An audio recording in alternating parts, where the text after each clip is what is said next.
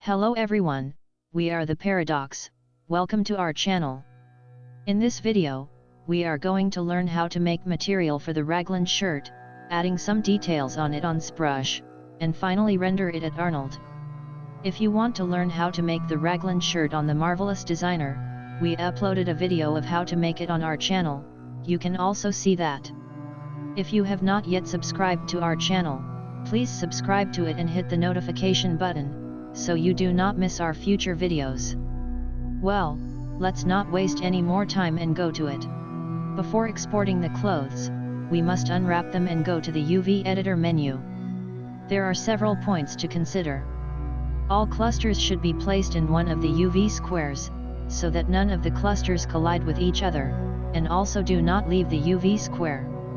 It is recommended to do this whole process in VU under number U1V1. These clusters should be placed, so that they are the largest size that fits in a square. It is better to enlarge or shrink all the clusters together, so that the quality of the texture that is placed on it is the same everywhere. If you need one of the clusters to be of higher quality, you can make it larger separately. In this case, we can even use the UDIM feature. That is, instead of one of the squares, we should use some to have better textures and larger clusters, which in this case, it is better to start filling the UV space from U1V1, U1V2, U1V3, respectively.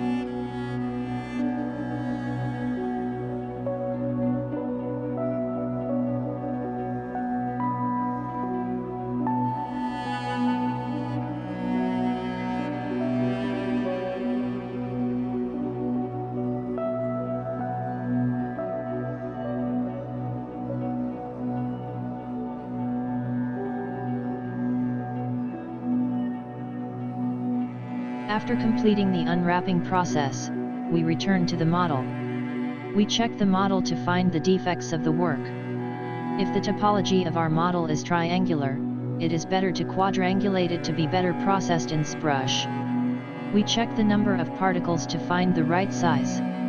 The point to keep in mind is that the number does not have to be high, to the extent that it has a good view from a distance. Considering that we work with several software, it is better to get the model in the most optimal output mode, and work on the details in Zbrush.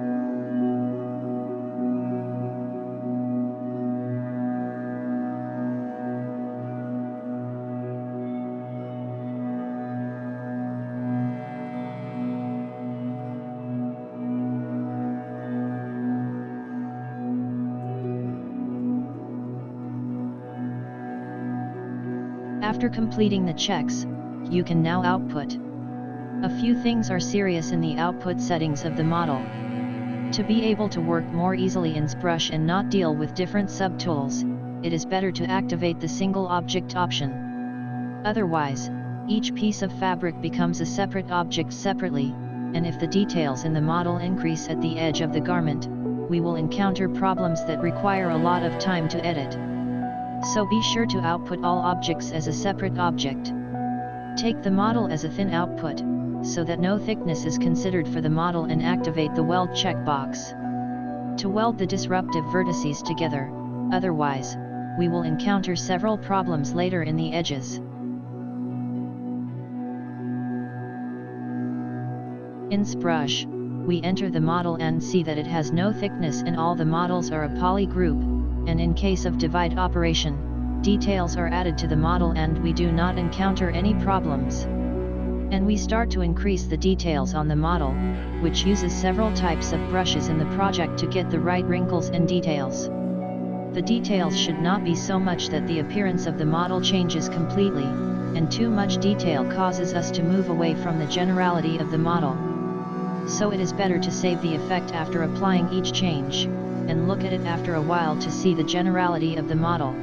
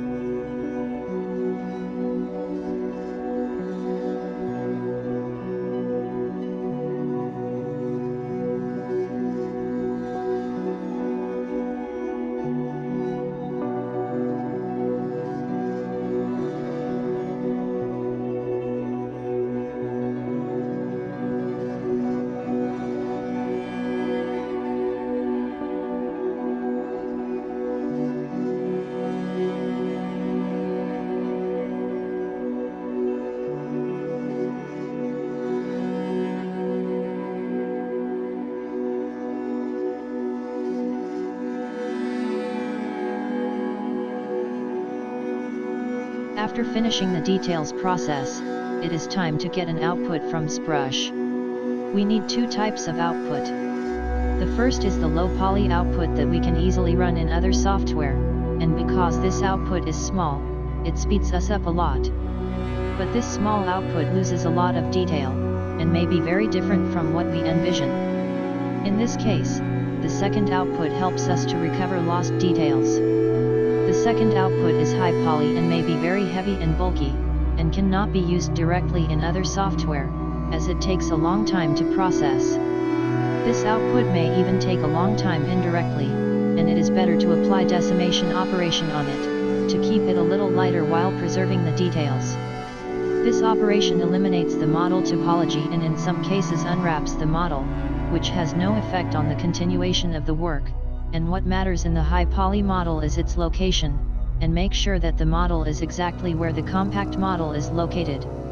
Output the file as OBJ or FBX. My suggestion is FBX so that smooth groups are applied to the model, and the model is not seen sharply in other software.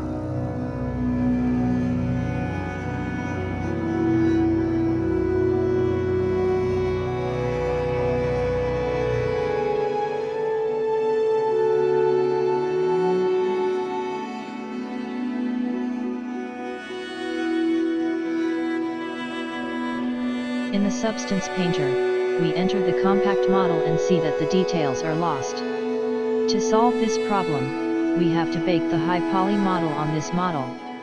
To do this, in the Texture Set Settings section, click on the Bake Mesh map, and in the High Poly Parameters section, enter the full volume model, and determine the maps based on need, and in the Output Size section, specify the quality of the textures, and bake the model.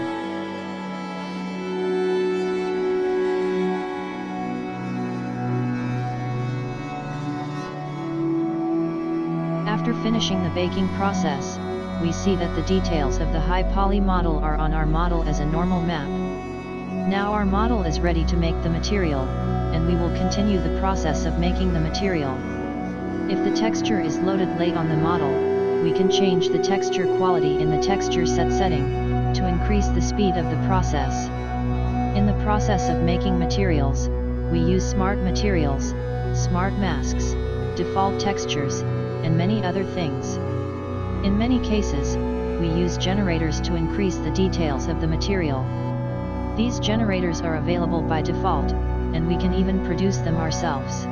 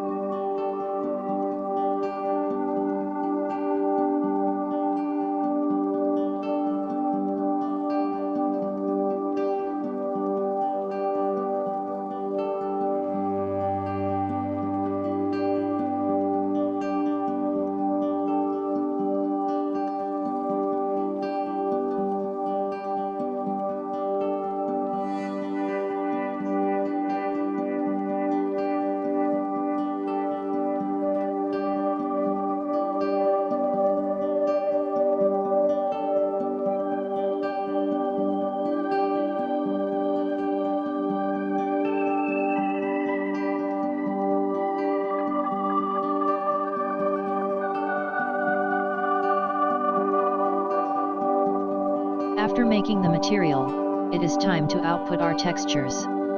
Because we do the rendering process in Arnold, we set the template to Arnold, and if we needed opacity or illumination maps, we had to add it manually to the outputs, and finally, we output the textures.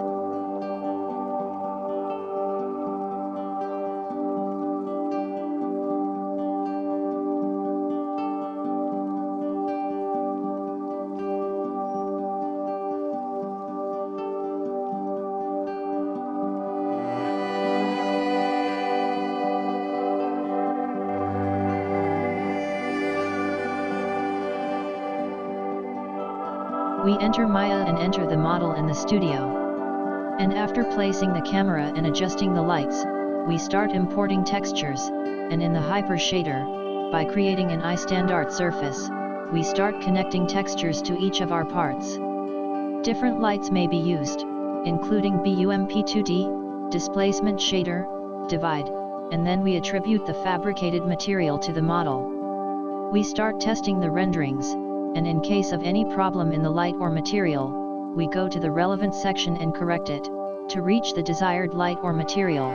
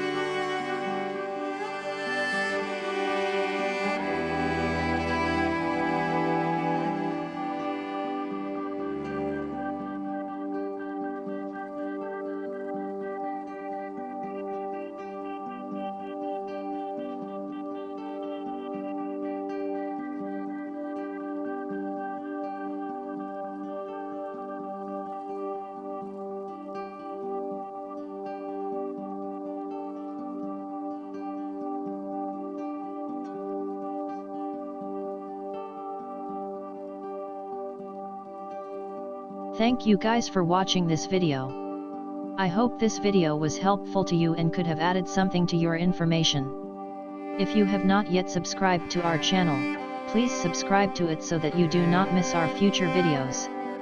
If you like this video, please like it, it will help us a lot. If you have any questions, you can say them in the comments section. So I will see you in future videos.